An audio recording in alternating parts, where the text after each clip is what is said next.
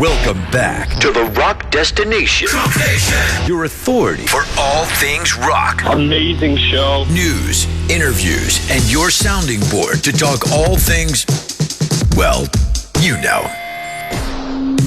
Crunk Nation with Eddie Trunk. SiriusXM. Just awesome. Faction Talk. All right, talking rock with you every day here on SiriusXM Faction Talk 103 or the SiriusXM app. It is Eddie Trunk. This is Trunk Nation. Coming up a little later on, John 5 will be checking in with us. Motley Crue getting ready to head to Japan and tour. He'll give us a little update on the Motley front. Also going to be playing his brand new solo song to close out the show, The Ghost. So our good buddy J5 dropping by for a bit later on in the show.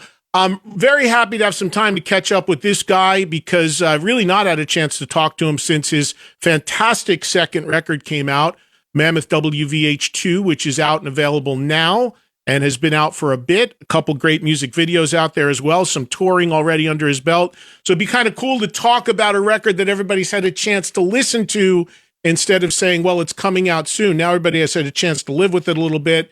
And we can dig into that and what's going on with his career. Joining me now live on Trunk Nation is Wolfgang Van Halen.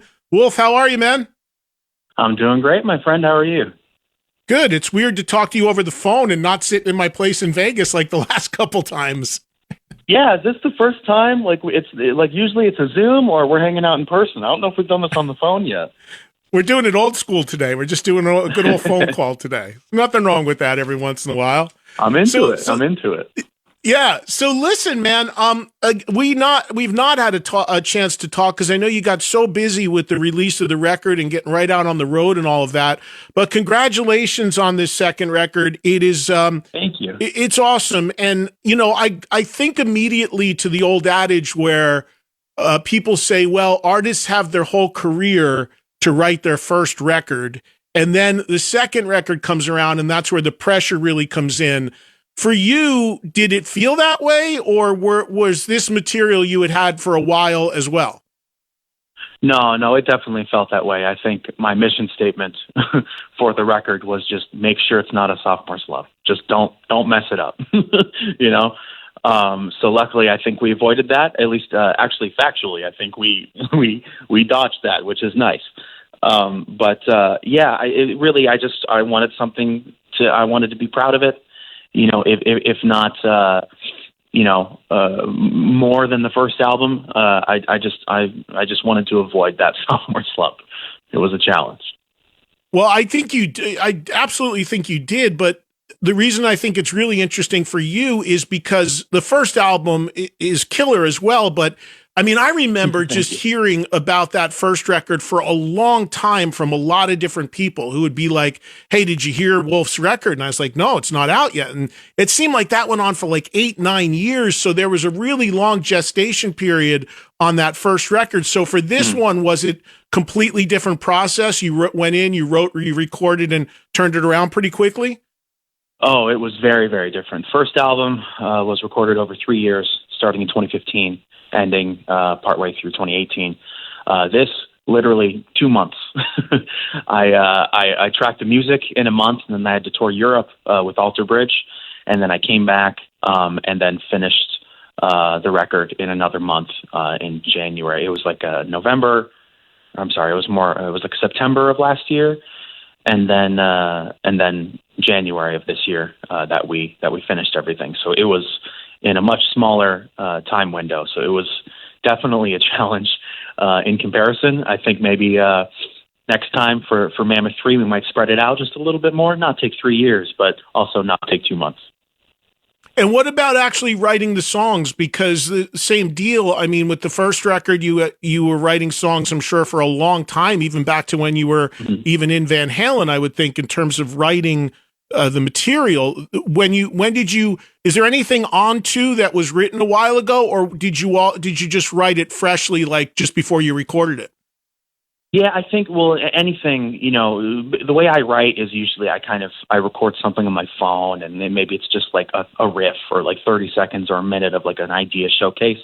And sometimes that's all it ever really is. But then other times, like, I'll find it and be like, wait, this actually has something to it. And then you work it up and it becomes a whole new song. So yeah, there were definitely some moments like that. but almost all of the ideas on the album came between the last album and now. I think Another Celebration at the End of the World was that idea that kind of set the tone for the record in wanting to put down more aggressive, sort of up-tempo, heavier sort of stuff, and the rest just kind of followed. Yeah, I mean, the other thing, and correct me if I'm wrong on this, that I would think would have been a big change for you going into the second record is going into that first record. Nobody knew what to expect from you. You were coming off in the release of it, incredibly emotional with Distance and your dad passing away, and then everybody looking at you and saying, "Okay, what is this guy going to be on his own? Is it going to be stuff that sounds like Van Halen? Is it his own stuff?" I remember you saying to me in an early interview, you're like, your dad always said to you, "You do you." But I'm sure it took you a long time to get people to understand that you were going to do you. And you had to deal with that a lot on the first record to people really identify what you were going to be and who you were going to be as your own artist. Now going into two, that's do you feel like that's all dissipated now? Like people understand you're doing your own thing now? Oh, not at all. I think maybe people who are familiar, absolutely. But I think my entire life I'll be fighting against that, and that's just a matter of fact, But I think people who are familiar with it, obviously, there's a lot of wonderful fans who champion us and are proud to see me be my own person, and that's a wonderful thing to have. I'm very thankful for the people who are so supportive in that. But yeah, that's something I'll always be working against. It's impossible not to. My father was who he was, and that's always going to be a thing that is a part of the conversation. So, but I'm happy to do it. I'm happy to be a part of the legacy, but at the same time, I'm happy to be my own person and to see what I can accomplish in my own right. Look, I'm laughing because you've handled it remarkably well. You've even had some fun with it at times, whether it be on social media and the videos and all of that, which I think is a great way to handle it as well. But I'm surprised because I would think at this point now with two complete records and people knowing what you're going for and what you sound like and what you're looking to do, you're telling me there's still people out there that want you to do what? Like you recreate Fair Warning? What do people say to you? I played in Van Halen for 12 years, and there's still people who think I didn't play anything, and it was all tracks. So you can never change everybody's mind, Was it 12 years? Yeah. God, I can't believe. What year did Different Kind of Truth come out? 2012. So that record's 11 years old now. That's crazy too. Yes, it is. Amazing. And last time I talked to you, I had some fans call in and tell me that they couldn't get that record on streaming. Has that changed? Do you know anything about that? Oh, yes. So yeah, the contract ran out on its on putting it up on streaming services. So we've been working on getting it back, but there are some people involved who do not like that record and are not making it easy to get it back up. People that were involved in the record? Yeah.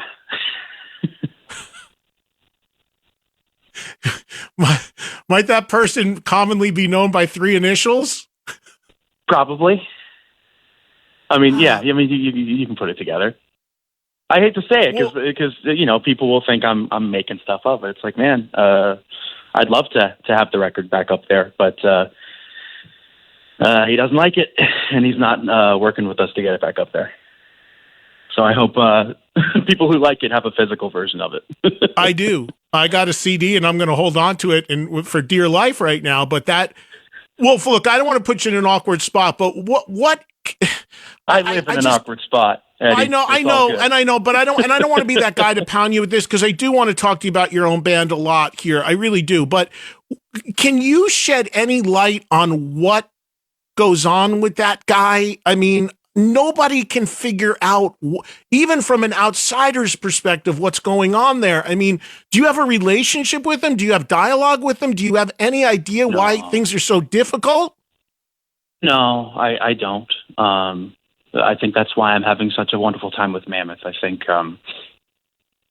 throughout my time in Van Halen, you learn things that you want to do and you want to apply, and then you also learn things that you don't want to apply. And I think that's why I've been so excited to do Mammoth and to have something from its inception be something pure, where you can talk about things and there's not really any big challenges other than weathering the storm together instead of the storm being dealing with each other. You know what I'm saying? Yeah, yeah.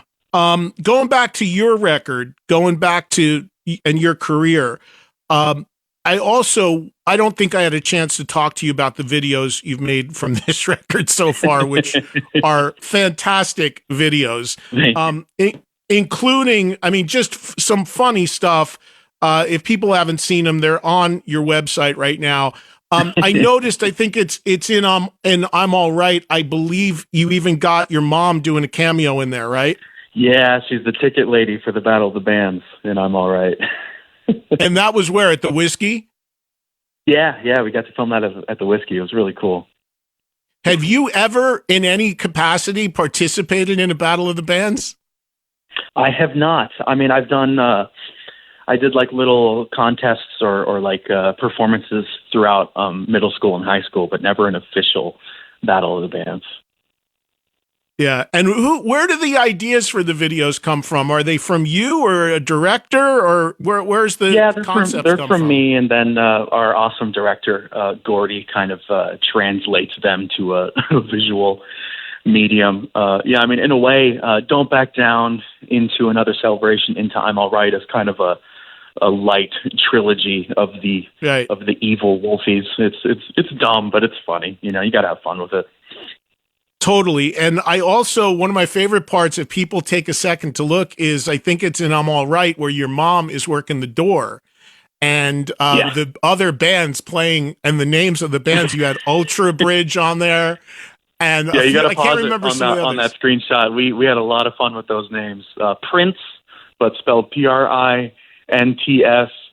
Ultra Bridge, Slush featuring Mike Konetsky and the Contractors. Right. Instead of Slash and Miles, right? Peep Durple. Just really, really dumb stuff. It just made us giggle. Yeah, no, it's awesome. It's a lot of fun. Let me ask you about playing live now. As everybody knows, when you make the records, you do them all yourself. And when you go out, you have a phenomenal band that plays totally live, which I respect so much, and I know many of the guys. How has it been? Because you've been one of the bands on the Metallica tour that has been going out there and opening for them on their no repeat 2 out of 3 night deals. How has that whole experience been going on before Metallica? It's been unbelievable, man. The stage itself is so hilarious and extravagant and insane. It's wonderful to be a part of. I've never been a part of anything like it. The crew and especially, man, the band have been so kind and welcoming and supportive, man. It's absolutely crazy to be a part of. I saw Lars and talked to him a couple weeks ago because I was at Power Trip, which they played, and I was sitting talking with him for a bit. I'm so bummed I missed Power Trip, man. Yeah, it was so awesome. It was crazy. It was a pretty crazy scene, and for me, it was really cool. They only did 2 bands a day because I'm old and I don't like the endurance test. Oh, dude, that's the dream. That is my dream. Just 2 bands a day. That's the dream. Absolutely. Yeah. Just don't kill everybody, so everybody's fresh, and you got a great. You got 2 killer bands. You get there 6, 7 o'clock. You're out at 11. It's awesome. Perfect. But he was saying, like, I was talking to him about the concept of doing this, and like, it's such an ambitious thing that they're doing because so many people call this radio show who are fans and bitch and moan about artists with deep catalogs playing the same songs every tour. And for them to not repeat a song and not even repeat an opening act is amazing. But for you being one of those opening acts, there's a challenge there because you can't be on the road and only play once or twice a week, right? So are you spinning off and doing your own stuff? Yeah, that is a very that's been a headache for our manager and for our booking agent, but they have brilliantly pulled it off and allowed us to kind of funnel in and out. Because not to get into the weeds, but like there's things called radius clauses where like in contracts you're not allowed to play like near a place that you're already contractually obligated to play with. when you're opening for somebody. So it's quite the complicated puzzle to put together. But our brilliant team has managed to figure out how to navigate that, and it's worked out. And you have more with them coming up, right? Next year? Yeah, we have 2 more shows this year. I think Detroit is one of them, and I want to say St. Louis. I can't remember. And then next year we have a whole other year with them. It's crazy. How have you gone down with them? Is the band gone over well? Oh yeah, we found that. Well, first of all, the crowds have been very supportive and very kind and wonderful. But we found over time that tempo is something that the crowd seems to really respond to. So we've actually started opening with Another Celebration at the End of the World.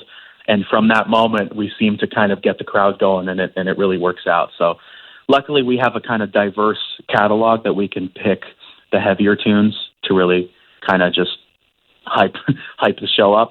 And it's been working. So I'm stoked. So, but by tempo, you mean moving it kind of fast, right? Yeah. Another Celebration is kind of an upbeat, faster song. Just trying to pick the heavier and faster songs, and the crowds have been responding pretty well. Yeah, that's really cool. And in addition, now you've got your own headline run as well around all of that, right? Yeah, this is kind of our first real, true headline run. It's going to be crazy. We got Nita Strauss opening for us. It's going to be a really good time. And that's basically at like the theater level, House of Blues level, right?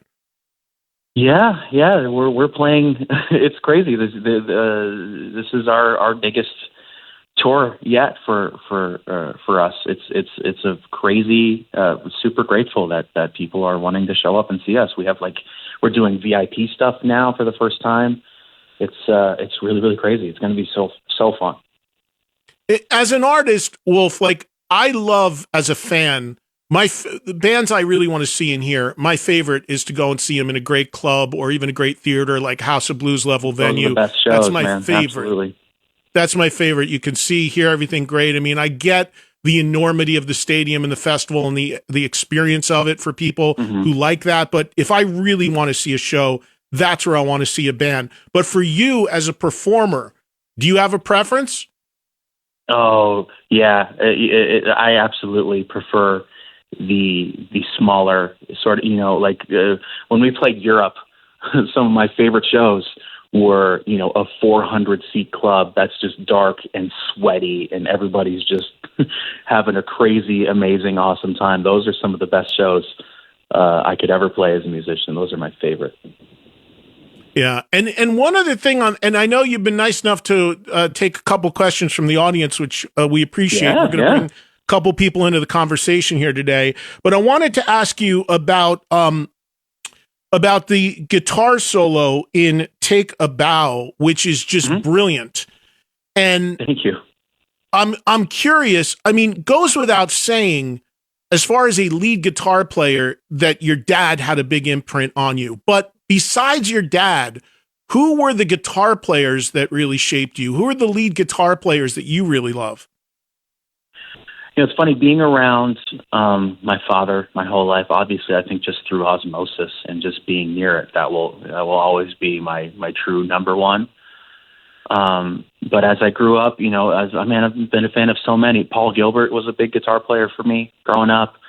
I had a really, really strong Dream Theater phase growing up. Mike Portnoy as a drummer and Petrucci as a guitar player I was really into.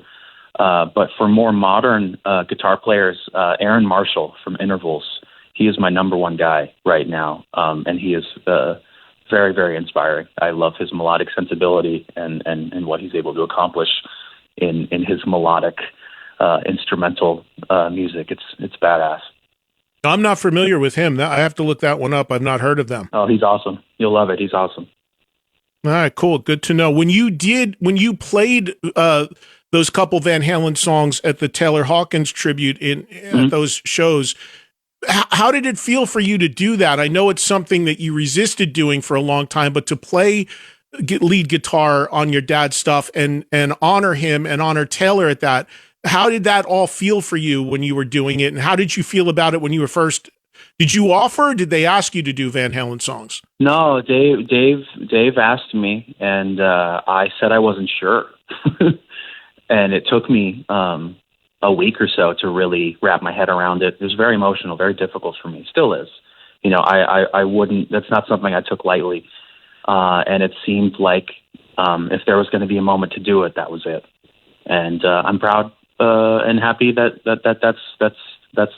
it went how it went. Is that the type of thing, like you have to sit there and work through that stuff on guitar, or had you done it so many times with your dad just kind of jamming and messing around that it was second nature? I knew the bass parts and the drum parts, but I never actually learned the guitar parts, so I had to do that all by myself, and it was tough, very emotional.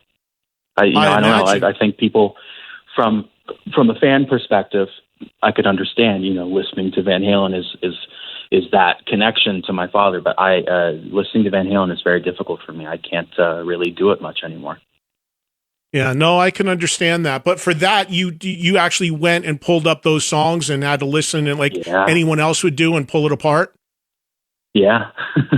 That's exactly what I did. Amazing.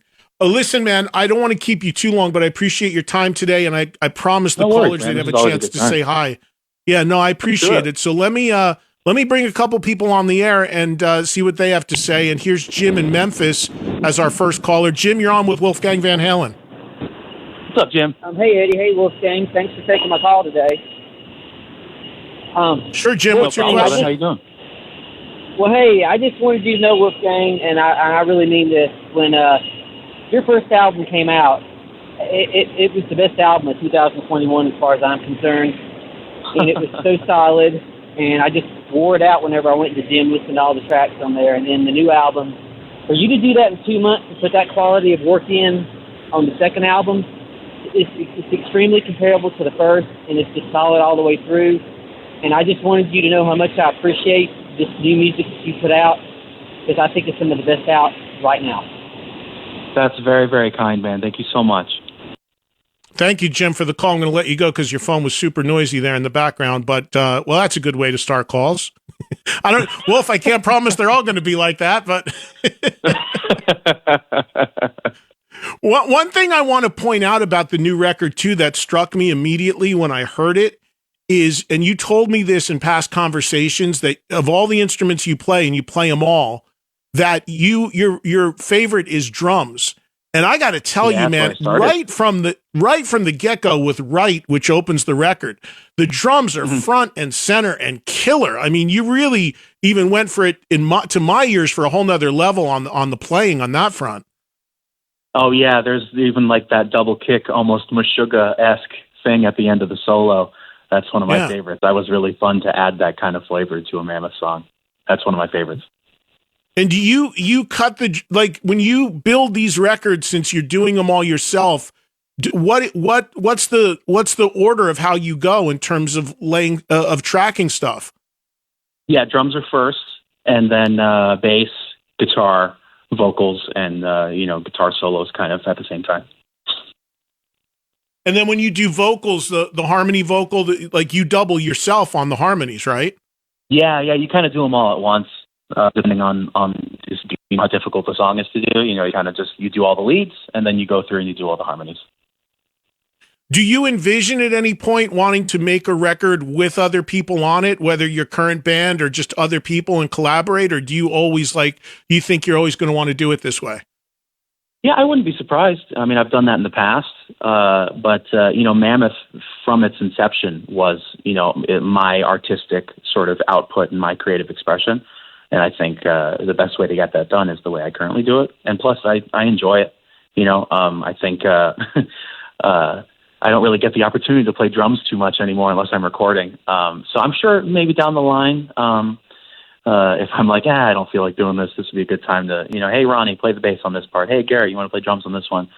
But I just have so much fun doing it. I'm not sure if I'm ready to give that up anytime soon. You know what the other great benefit of being the only one on your records? 12 years from now, nobody can tell you that you can't put the record back out. Exactly. See, those are the things you learn over a career that you want to avoid. Exactly right. Let's say Inform hi every to. decision you make for the future. It's exactly right. Here's Logan. Logan's in Ohio. Hey, Logan, you're on with Wolfgang Van Halen. What's up, Logan? Hey guys.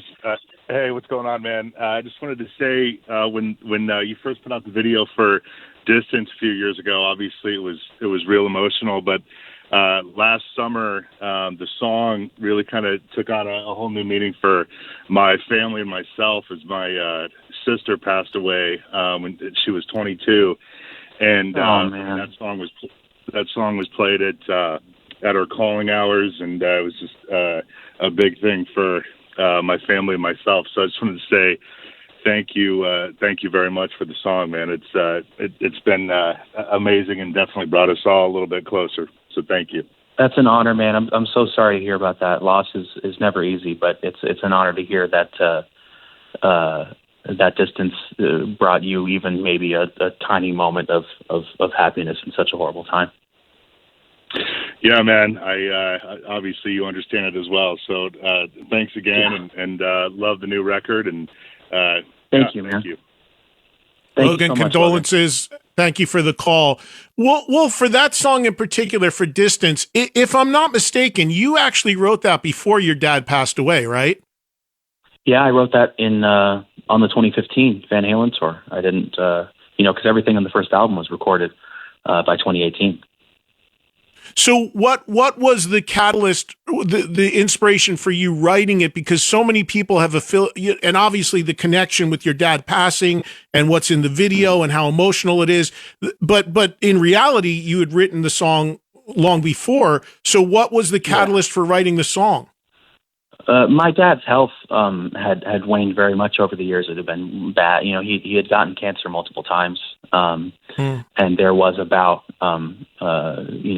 during when I was writing that song, and it's sort of just you're in that headspace, and it was more of a wondering what it would be like, and unfortunately, after my father had passed, I realized that Distance was written about what I was going through in that moment, and it's just kind of what happened. So you because he had battled for so long and had so many, I'm sure, ups and downs, you kind of knew what was coming, and was it in some ways you writing it almost preparing you, therapeutic for what you knew was inevitable?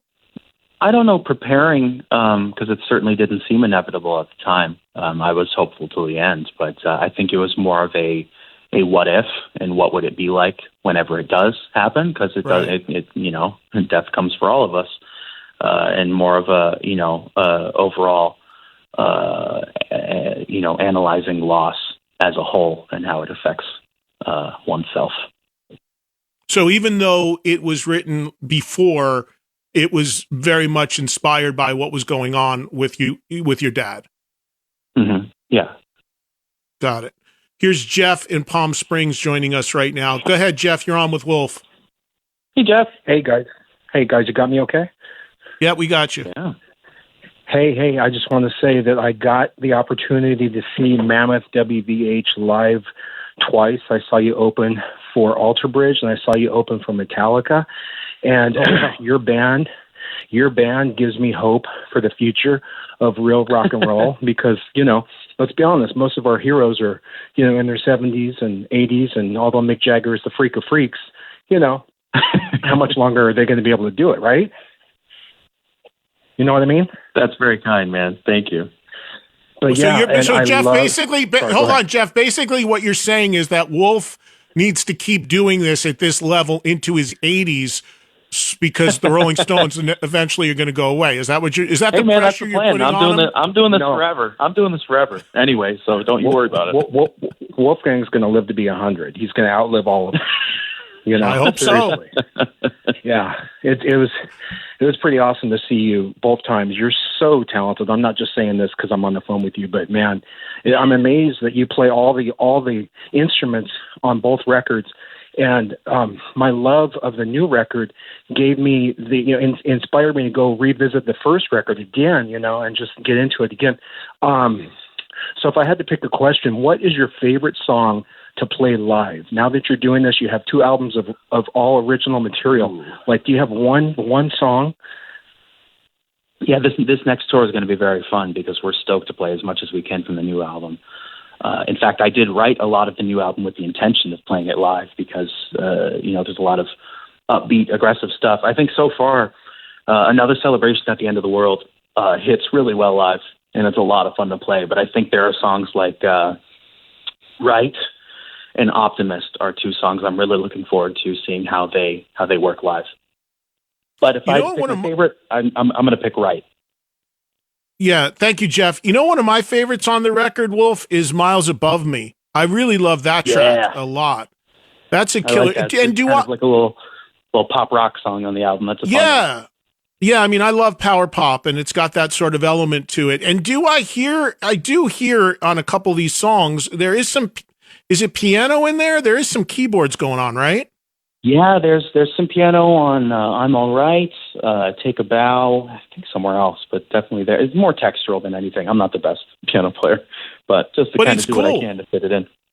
It does. It adds a sort of like Rolling Stonesy sort of vibe and rock and rolly vibe to those songs. Mm-hmm. I think it's really cool. Are there any instruments you don't play, like of major instruments? There's plenty. I can't. What do you want to play? All I can really do is just the rock stuff. Guitar, bass, drums, and sing. Barely any keyboards, piano, and that's about it. Do you have an ambition to play an instrument that you still want to learn that you haven't yet? Yeah, I want to learn how to play the theremin. Those things are weird as hell. Yeah, when you play it by not touching it, I think it's hilarious. I want to figure that out. It sounds awesome. Very spooky. Yeah, I'm a big fan of the 80s rock band Tesla, and they have a song called Edison's Medicine. If you ever listen to that, I don't know if you know it, but it's a kick-ass tune. It's a kick-ass tune, and Frank Hannon, their guitar player, who's a good friend and super underrated player, he plays the theremin on the song, and when they do it live, he always busts it out. And it's so cool. Amazing. And he does I got to check that out. That's awesome. Yeah, pull up a song called Edison's Medicine by the band Tesla, and you will hear theremin, and he rocks it live. He sets it up, and it's like a great moment in the show. It's killer. That's incredible. Oh, my God. Oh, yeah. I'll check it out. Edison's Medicine. Yep. Here's Mark in Texas. Hey, Mark, you're on with Wolf. Hey Wolfgang, man, I love having you on. I love hearing you. I gotta say, I'm Eddie's age. I'm actually a year older. I'm 60, and got to see. Just wanted to say I got to see your dad. Let's see, 5 out of the first 7 tours. Wow. And it was. I got to tell you one quick little line that my buddy said. 1978, we saw him open for Sabbath, and I'm telling you, your dad's band came on and played and went off, and the lights came up, and I'm telling you, it was like that. It was like that commercial where everybody's quiet, and me and my buddy looked at each other, and he said, "What the hell was that?" Like everybody just, and then Sabbath comes on, and of course Sabbath's dying at that point, and the energy level, if it was a big knob, it just got turned way down when Sabbath came on, and they were fine, but it wasn't. It was like a freight train going into it was just crazy. But anyway, hey, I gotta say a couple of things real quick. I admire so much how you dealt with these idiots that wanted you to play and write like your dad and sound like Van Halen and all that. I just love the fact that you stayed true to yourself. That's the biggest thing, and I think you said your dad pretty much told you that. I was going to ask you what your favorite advice that your dad ever gave you was, but I have a feeling that's probably near the top. And here's my question. I'll get off. I just love what you do. Thank you very much, man. You've been very kind. Keep it doing. Thank you. One quick question, though.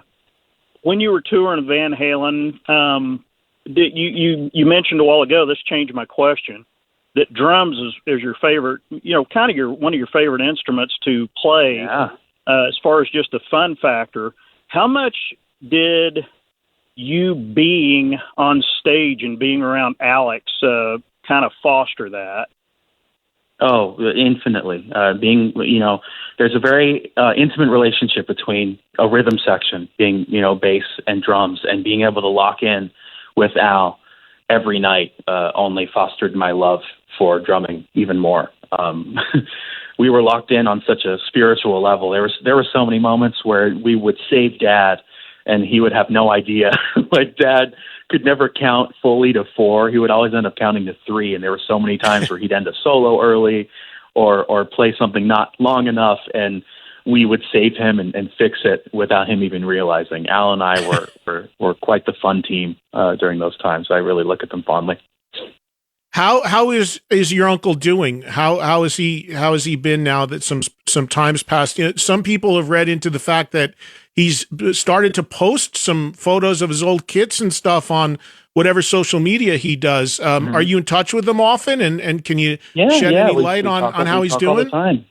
We talk all the time. He's doing great. He's a very private guy. You know, I never want to speak for him. I know how desperate people are to hear from him publicly. I know he posts on Instagram every now and then. Right. But yeah, I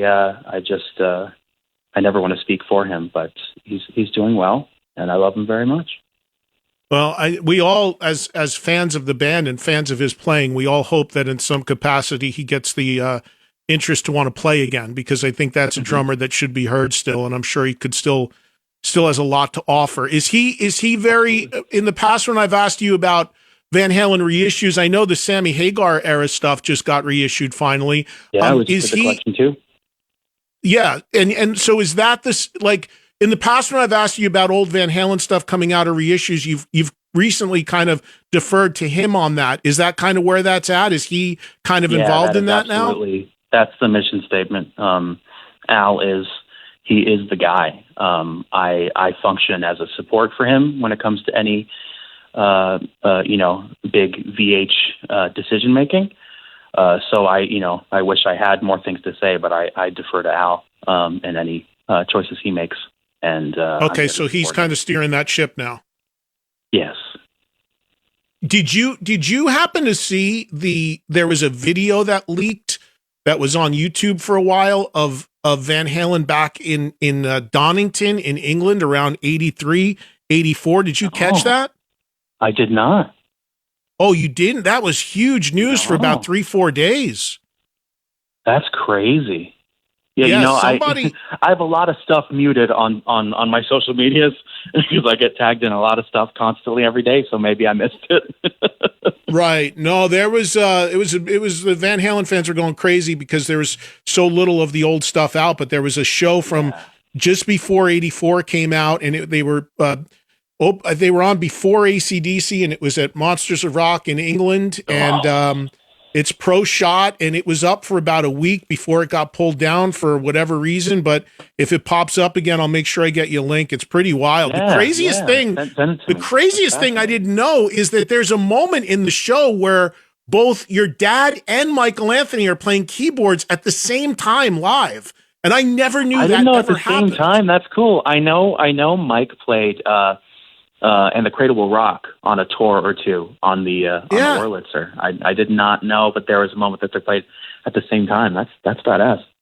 I think it was in Jump. I think they played Jump, and they were both on keys, and your dad had the guitar, and then for the solo walked away. But I was like, wow, I never knew that there was ever a moment like that. But it's documented. It's like a pro shot thing. So that's where that leaked or where it came from, it's pretty cool. It was out there. That's awesome. Let's say hi to Rich in California. A few more calls for Wolf, and then we'll let him go. Go ahead, Rich. Cool. Hey, how you doing? Wolf, this is an absolute honor.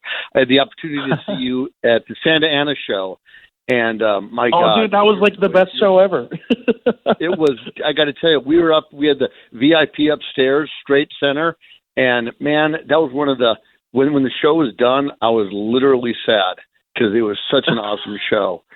But I just want to say, it's cool following you on social media, your response and stuff. Love the relationship you have with your mom. It's phenomenal. And I know Eddie kind of touched on it, but your inspiration when you write your songs, is it something that you start out on the guitar? Do you start on the piano, or is it in your head that a song just kind of starts popping in, or what is your process? More often than not. Usually ideas come from like a guitar riff.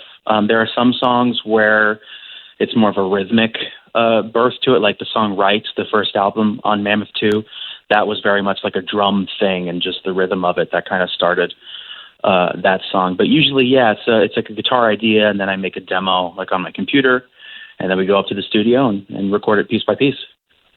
That's awesome. I gotta tell you, man, you are seriously a class act. It's cool to listen to you being interviewed. You just seem to really, really thoroughly enjoy your life. And I want to say congratulations and thank you for doing what you do. You really touch a lot of people's lives. Thank you. That means a lot, man. Thank you very much. Thank you, Rich, for the call.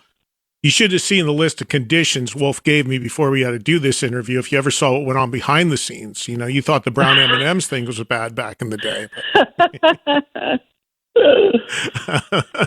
Steve in Tampa. This isn't actually me right now. This is all tracks. You know me. This is all Wolf's fake tracks, or it's AI. It's one of the two. Steve in Tampa. Go ahead, buddy. You're on with Wolf. Thank you for taking my call, and Wolf, thank you for your time. And no Mr. Problem, Roth, Conyo, Stay Frosty. Some of your best lyrics. Release Different Kind of Truth. Wolf, I love your playing on that, and thank you for getting your dad and the band to play deep tracks. And before I forget, my dad was also a recovering alcoholic. He died about 6 months after your dad, albeit older, so I know how that can be. I saw you on the last 3 tours. Yeah, I know how that can be when things happen. We'll just say that. And I saw you on the last 3 tours. Man, such great stuff. Love your stuff on Different Kind of Truth. I had a couple. So really. I saw first them in 81 open, and I saw it and eventually 10 times. You with them 3 on fire. Those false harmonics. I mean, I was so happy you did that. But the thing, being an only child. Go ahead. Being an only child, do you think that played into you doing everything? I know you're short on time, but on fire, that's great. You expose people that. But do you think you're right with other people, and being an only child, do you think that played a part in you doing everything? I have no idea. Maybe, yeah. I guess maybe if I had a brother or a sister, maybe they would have done something else, and I would have focused on one thing. But I think I don't know. I just had so much fun growing up in a musical household where there were guitars all over the place and basses, and it just made me hungry to learn everything. So yeah, maybe you could be right. I don't know. Heather in Philadelphia. Go ahead, Heather. Jump in here. Hey, Wolf, how you doing? Hi, Eddie. Hi, Heather. Hi, Heather. So thanks so much for taking my call. I'm so excited. First of all, I'm really excited for the fact that I'm going to be seeing you live again very soon. I can't wait. And I also wanted to ask, I think I remember hearing on a couple of interviews before the album came out that you had written a song that was on the piano. It was a piano song, if I'm remembering right. And I'm just wondering, is that a song that just didn't make the record, or did you maybe rework it into one of the other songs that did make the record?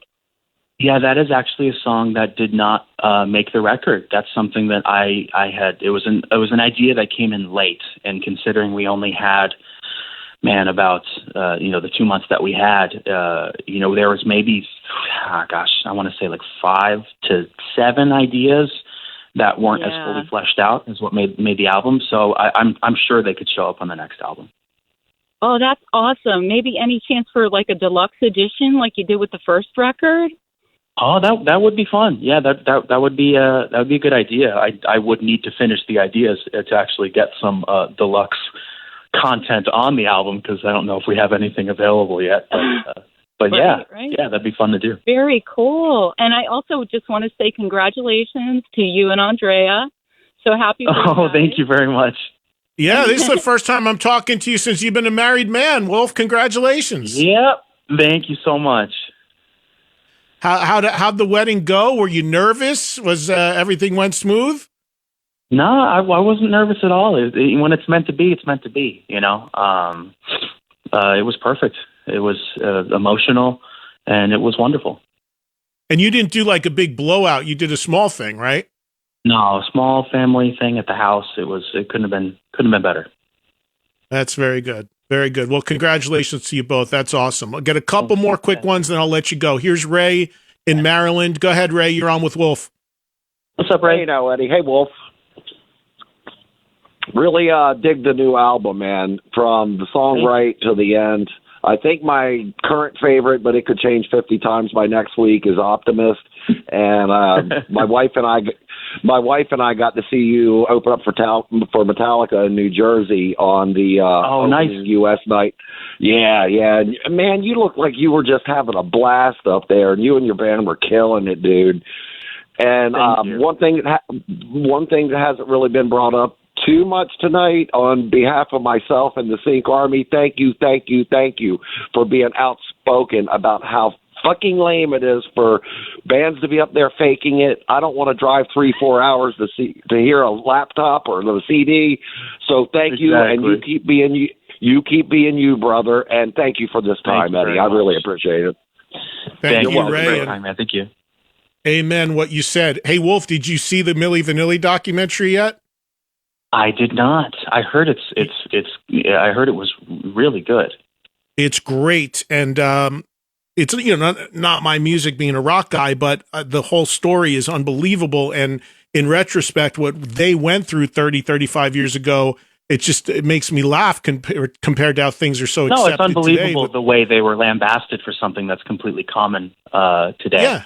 The hypocrisy of it is unbelievable. So to that end, on Monday, I'm having the director of the film on and the surviving member of Milli Vanilli on to talk about all of it. That's amazing.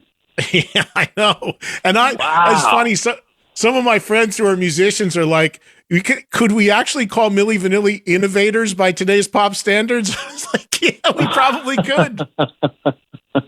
So I can't wait to talk to that guy. Incredible.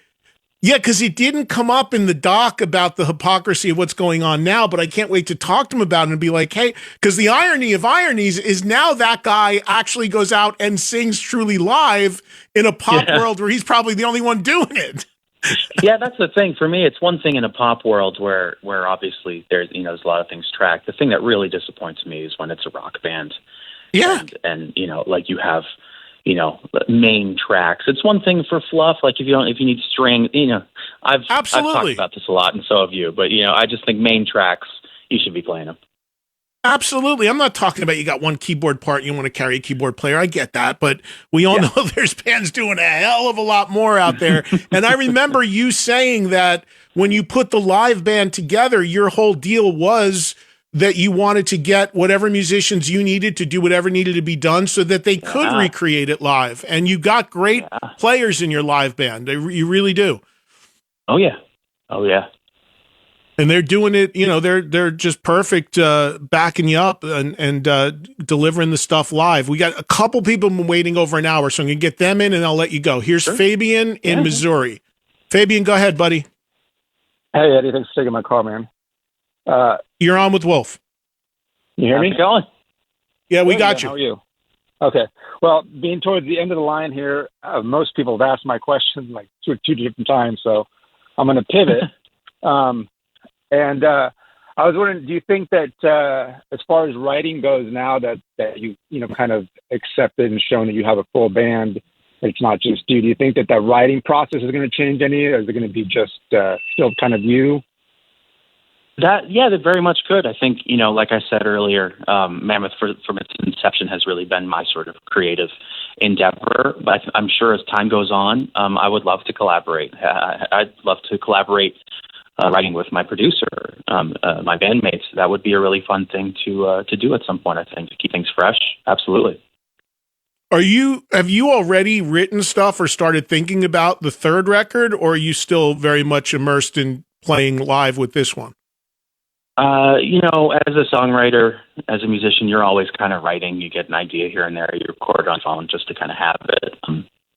But yeah, I'm definitely thinking about Mammoth 3 stresses me out because we're still very much within Mammoth 2. I don't think I've had the creative headspace. I think I'm a little full right now on touring and worrying about all that. But I think when I get some time off, when we're done touring, which that's not going to be for a little bit, I will have an opportunity to kind of relax and get back into that creative mode. All right. One last call. Here's Brent in Kansas joining us. Go ahead, Brent. You're going to finish up with Wolf. Go ahead, buddy. Hey guys, thanks. Hey Wolf, I used to work for a friend of your dad, Steve Ripley, who is the guy behind Ripley Guitars. Yes. And I just wondered if I was his audio engineer in the Tractors, and I worked at the church studio there. I wondered if you played any of the Ripley guitars that he and your dad made, and then I wanted to know what's the status of your guitar line. When's the Sema Hollow Body coming out?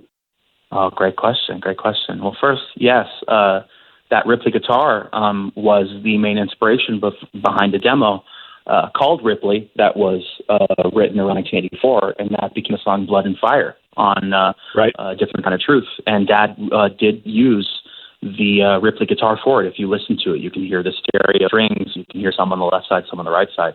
Very, very cool instrument. For hold on, Wolf. Let me stop you there. For people that don't play guitar like me, and what is the significance of the Ripley guitar? So the cool thing about Ripley's guitar is that so there are 6 strings on the guitar.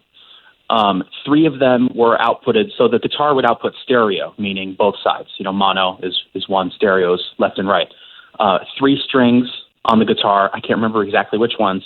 3 strings would play out of the left side, and the other 3 would play out of the right side. So if you listen to the song Blood and Fire, which unfortunately, sorry, if you don't own it, you can't listen to it right now, maybe go on YouTube. You can hear that every different string he's strumming goes to a different side. So it outputs in stereo. Very, very unique, cool guitar. Your dad had a hand in developing that?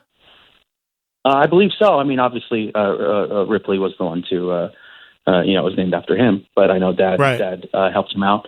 But segueing from cool and unique guitars, best I can. The SA-126, I will have a lot more to discuss, and EVH Gear will have a lot more to discuss next year. So stay tuned. Follow, EVH on Instagram. You can follow me too. I'm going to be playing a new color that I've only played in the music video for another celebration, I think, and I'm all right. We'll have a lot more to talk about next year. I'm very excited. So the gear end of things, because that's the other thing we get a really chance to touch on in this conversation is that beyond obviously the Van Halen catalog and possible reissues and all of that, the other big component is your dad's gear, the guitars, the amps, everything, which are huge in the business. That's something. Is that something that you are dealing with and that you oversee to some degree? That's something I am much more involved in. When it comes to Van Halen catalog stuff, that's when Al is doing that, and I'm there to help him. But when it comes to EVH Gear, I am fully 100% in with Matt Bruck. The two of us are there as the heads to kind of figure out what's coming. And of course, our wonderful team. We've got a lot that we're working on that we're very excited about. The SA-126 being one of them. So stay tuned next year. You won't have to wait much longer. Well, listen, man, I can't thank you enough for the time and for doing this today. It's always great to talk to you. Always a pleasure, brother.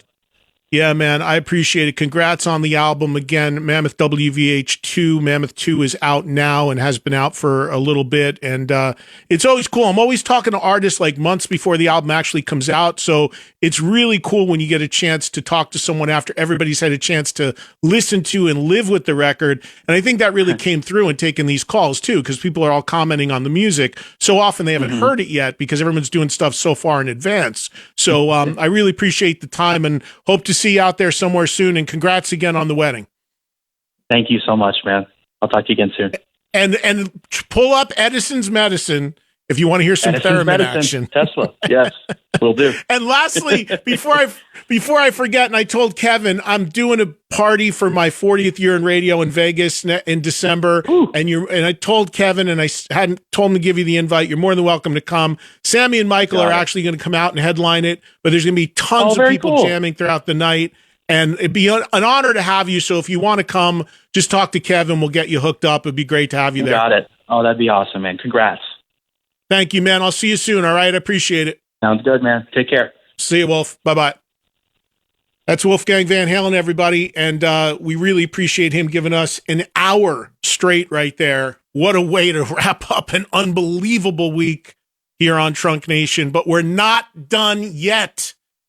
Last but certainly not least, our good buddy John 5 closes out the week in epic style with a brand new song and a few minutes catching up with him. So don't go anywhere. We'll take a break and we'll come back with John 5 and we'll close it out with this brand new song. Been an unbelievably stacked week. If you missed anything, you know the deal. Go grab it on the app and we'll come back and finish up with J5 next.